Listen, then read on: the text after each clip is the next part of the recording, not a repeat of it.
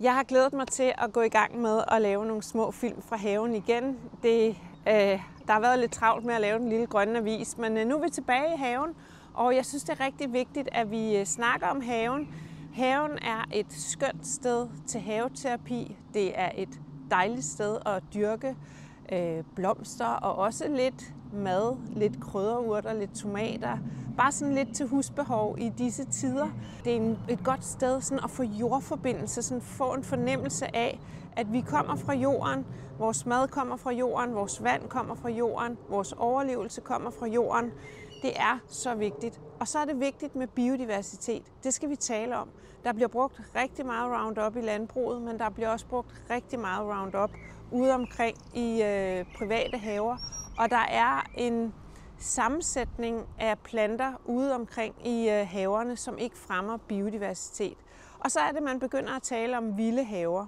Og jeg ser en udbredt misforståelse rundt omkring, som handler om, at en vild have, det er jo bare noget med at lade stå til. Og nu vil jeg prøve at vise jer, at det er det faktisk ikke. Jeg plejer at sige, at haven er perfekt, når den ikke er perfekt. Det er skrevet i flere af mine havebøger. Kom lige med her, så skal I se. Jeg har lagt nogle af mine havebøger her. Det er nogle af dem, jeg har skrevet. Det startede for 24 år siden. 3-24 år siden med denne her bog, Den første have. Og den blev en kæmpe bestseller, og den er simpelthen stadigvæk i handlen, hvilket er helt utroligt. Den har fået nogle andre forsider siden, men den findes stadigvæk. I de bøger, der har jeg samtidig skrevet, haven er perfekt, når den ikke er perfekt. Og det mener jeg virkelig, men det er ikke det samme som, at man ikke skal gøre noget for at forsøge at tæmme lidt. Og hvorfor skal man tæmme? Det skal man ikke, fordi man vil vinde en eller anden pris for den pæneste have, fordi den må godt være uperfekt. Men det handler om at få mere af det, vi gerne vil have mere af, og mindre af det, som ikke er så godt. Så den hele tiden går rundt med lidt omtanke. Så jeg kommer lige til at vise jer lidt af de ting, man gør her i haven i juni eller her inden sommerferien. Fordi så, hvis man bare lige styrer det hele en lille smule, så er det rigtig meget bedre for os selv og for biodiversiteten. Og det vil sige, for vi kan høre fuglene nu. Jeg har set sommerfugle i dag. Jeg har set masser af vilde bier her i haven. Det er sådan et lille åndehul. Og det er jo det, vi skal skabe. Vi skal skabe de der korridorer, som kan være levesteder for insekter og fugle og pindsvin og egern og alle de vilde dyr og hele den biodiversitet, der er alt for lidt af på grund af det intensive landbrug. Hej I to bavianer. Var I her lige begge to? Her der har jeg et bed, hvor jeg hver eneste dag går og tager snærler væk. Det er en forbandelse. Det er i hver eneste have, der er der forskellige ukrudt. De haver, jeg har haft, de seneste 3 haver, det har været noget forskelligt. Det har været alt fra kvikgræs til tisler til skvalderkål. Og her der er det især snærler, der virkelig er irriterende. Så dem går jeg så og tager op hver dag. Og hvis jeg ikke gjorde det, og det er det der med at lade stå til i den vilde have, hvis jeg ikke gjorde det, så ville det her være en stor bunke af snærler og overhovedet ikke noget andet. Og det er altså ikke sjovt for biodiversiteten. Det er monokultur, hvis noget bare tager fuldstændig over. Så hver eneste dag så går jeg ud og tager snærler, og de gror altså flere meter hver dag. Det er helt vildt. Så det er noget, der skal holdes i ave. Der er en her, en stor kraftig en her. Og så er det jo om, at man ikke er med til at kvæle planterne samtidig med, at man gør det. Så jeg knækker tit, og så vikler jeg dem lidt ud. Det er et værre pillearbejde. Jeg skal bare ikke overdænge et helt bed, som netop er plantet til med alt muligt forskelligt, som insekterne elsker. Vi kan se det der. Altså, de elsker det. Nu er der helt 2 i gang på én gang. Min græsplæne er jo fyldt med ukrudt nu. Det var den ikke for 2 år siden, da jeg overtog haven. Der var det sådan meget græs. Og her, der var der fliser hele vejen. Der var masser af fliser, som jeg gravede op. Og det var enormt svært at få noget til at gro her. Jeg lå sidste sommer, der lå jeg på mine knæ. Og så gravede jeg, og jeg gravede med en håndskovl, og jeg sigede alt jorden. Jeg troede jo, at jeg så kunne der så ville komme lidt græs, og jeg såede lidt blomsterblandinger. Men der er kommet det skønneste ukrudt, og så er der kommet helt vildt meget, nu må I ikke grine, helt vildt meget rucola-salat. Altså det er så det nye. Og jeg synes, det ser skønt ud. Og igen, insekterne elsker det, og det er så op mod nogle hjemmehørende og nogle ikke hjemmehørende. Så vi har ligesom delt det lidt. Jeg er glad for træpæoner, jeg er også glad for roser, men jeg prøver, at jeg får noget, og insekterne får noget. Nu skal jeg jo til at slå græsset for første gang i år, og det er midt i juni. Her der er nogle af de her ting, jeg vil passe på. Jeg mener, den hedder blokklokke, denne her. I hvert fald nogle klokkeblomster, som er kommet op, fordi haven er mere vild. Måden, man gør det på, når man har en vild have, det betyder ikke, at man bare skal stå fuldstændig til i haven, og alt skal bare gro amok. For hvis det gør det, så ender det ikke med biodiversitet, så ender det med monokultur. Fordi haverne i Danmark, de har rigtig meget kvælstof. Der er ret meget næring, ret meget gødning. Og det betyder, at det fremmer græsser. Det fremmer sådan en slags. Jeg er i gang med at udpine jorden her. Jeg er i gang med at sørge for, at græsfrø ikke spreder sig, men at det er alle mulige andre spændende ting, som kløver, som Alfred, som insekterne elsker. Vi kan se, at der er vilde bier overalt i det her kløver. Nogle vil kalde for ukrudt. Og det er det, jeg prøver at fremme. Og hvis jeg bare lader stå til og lader græsset gro og lader græsset sprede frø, så ender det med, at det er græs. Det kan gro rigtig godt. Så det skal jeg holde nede, og derfor så skal jeg sådan lidt rundt, og så skal jeg fælde der, hvor der er græs, der er klar til at drysse, og så skal jeg gå udenom der, hvor der er kløver, sådan så jeg ligesom hjælper det frem, jeg gerne vil have mere af. Det er sådan, man gør det med en vild have. Så det kræver altså lidt arbejde. Så se her. Den er helt fyldt med blade, og det bliver spændende, om den kan starte. Nej, det gik.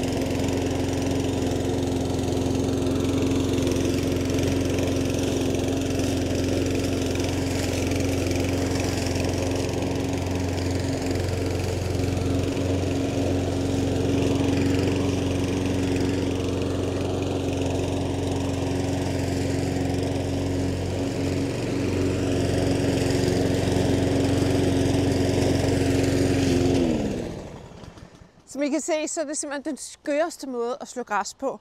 Jeg går der og løfter min græsslåmaskine. Jeg har opsamler på, fordi det jeg gør, det er, at jeg høster græsfrøene. Jeg høster græsfrøene ind i opsamleren, og så løfter jeg den. Og så dem her vil jeg ikke af med, og dem her vil jeg ikke af med. Og jeg vil ikke af med kløver, men det her vil jeg gerne have barberet væk, fordi det skal jeg have mindre af. Så det er sådan en meget underlig, selektiv måde at slå græs på. Og det er altså helt nødvendigt, at jeg gør det med en maskine. En ting, der også er vigtig i den her vilde have, hvor vi gerne vil have biodiversitet, det er at prøve at holde sneglene i ave. Jeg har en lille spand og en saks liggende her på trappen. Jeg fjerner det selvfølgelig, når det er regnvejr. Og det er fordi, jeg går rundt, og så tager jeg alle voldsneglene og putter op i her. Og dræbersneglene, dem klipper jeg bare lige over. Voldsneglene, dem samler jeg sammen og knuser så, fordi hønsene godt vil spise dem, og det er jo rigtig smart. Hønsene hjælper mig også rigtig meget med. Jeg kan høre nogle gange, at de vender en voldsnegl om og dræber den. Så de er en kæmpe hjælp med at holde det i ave. Og så har jeg sådan en her liggende, fordi selvom jeg har lavet ny belægning, og jeg går jo selvfølgelig ikke ind for at bruge Roundup eller noget som helst, og jeg er også ligeglad med, at der er noget mellem fliserne, så kan det alligevel godt bare blive lidt meget, fordi jeg har jo den her mærkelige ting i min have, at jeg har rucola som ukrudt. Der er rucola overalt, også mellem fliserne, så jeg tager lige, sådan hvis jeg sidder og taler i telefon eller sådan, så har jeg lige den her liggende, så jeg lige kan begynde at lige få renset lidt. Og det er ikke fordi, det skal være totalt perfekt eller pænt, men det bliver bare værre og værre, og belægningen bliver skæv, hvis man ikke lige holder det en lille smule i ave.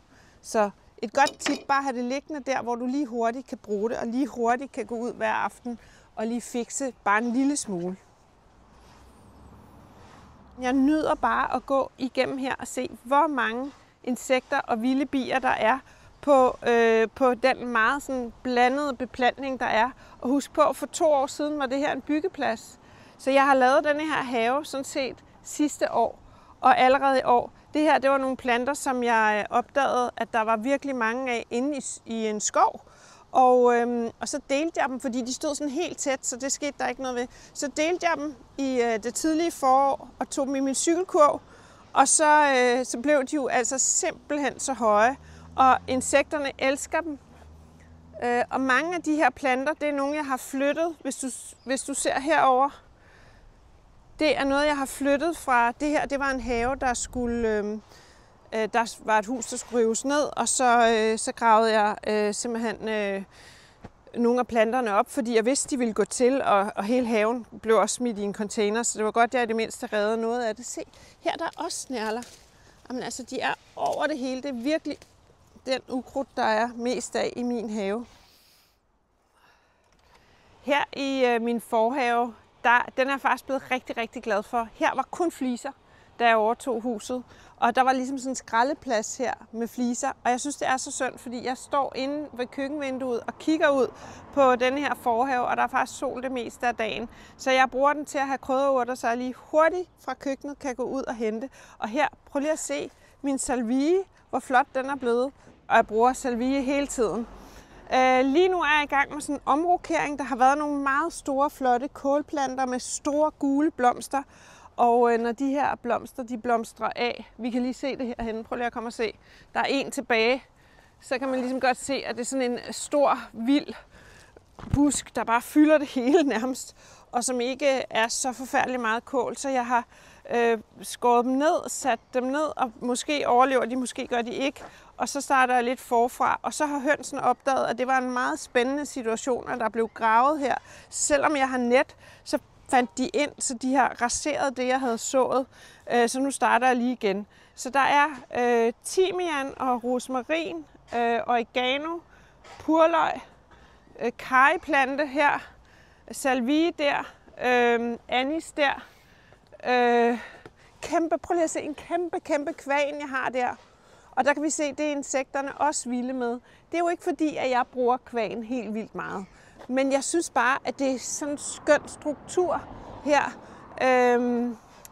Og så selvfølgelig en hel kasse med mynte her.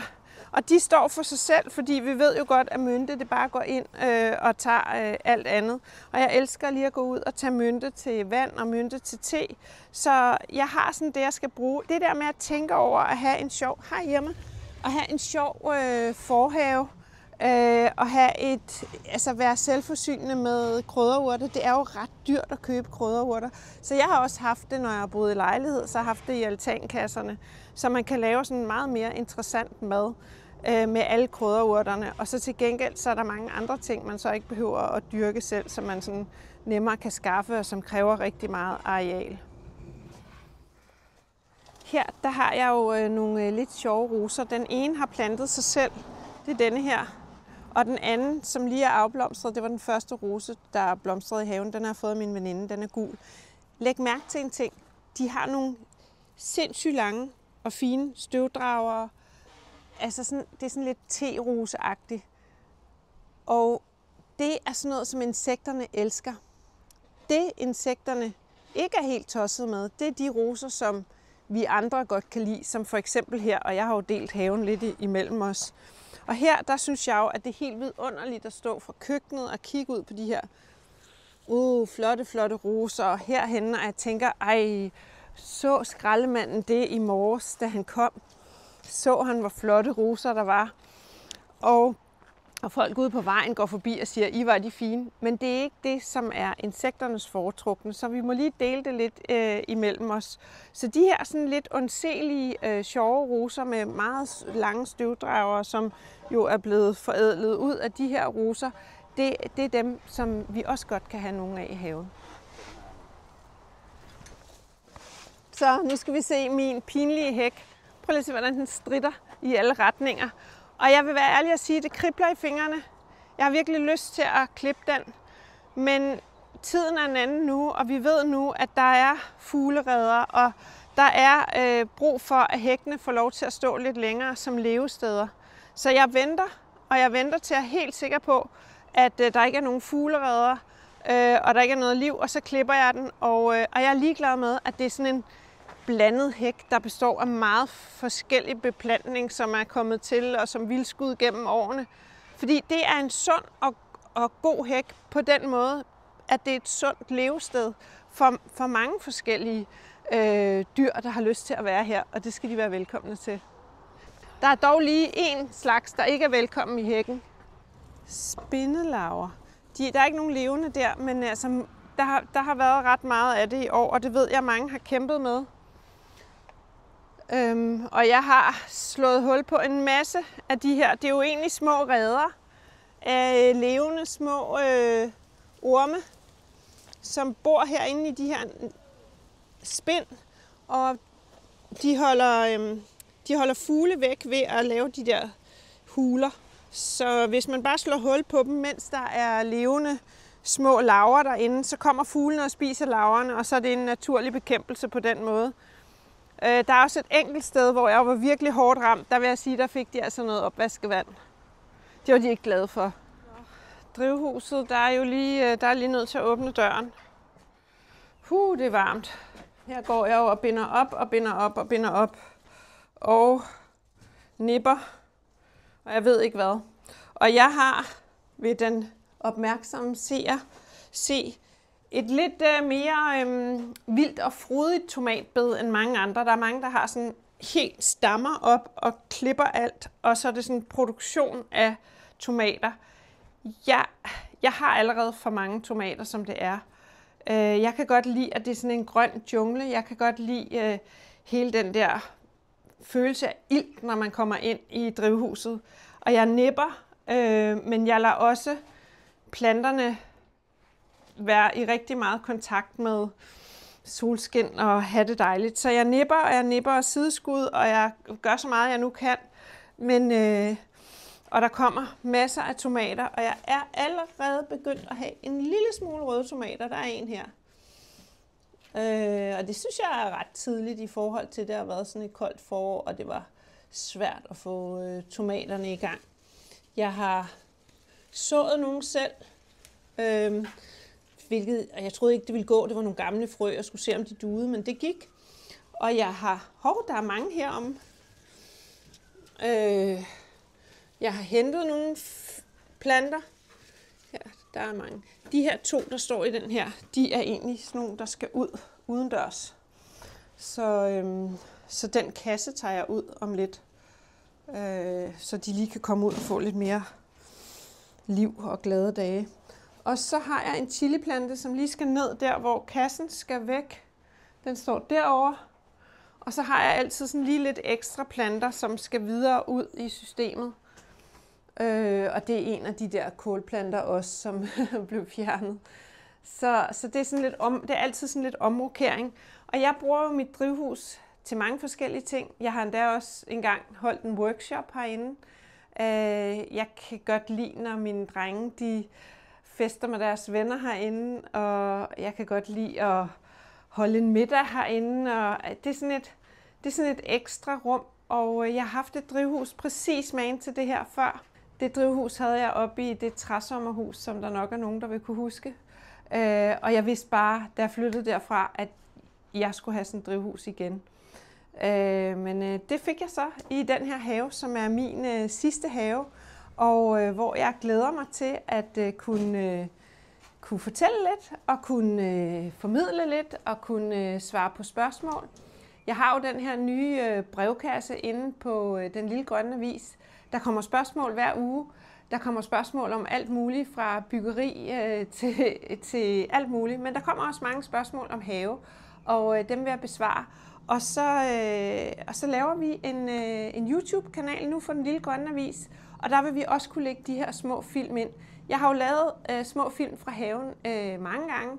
Der har været en pause, men nu vil vi se, om vi kan få lavet dem sådan en gang om måneden, som en slags afløser for, at jeg engang havde en podcast, der hed Jordforbindelse, og at jeg jo har været vært på en hel masse forskellige tv-programmer om have og byggeri. Så kan vi bare gøre det selv nu. Det er så smart.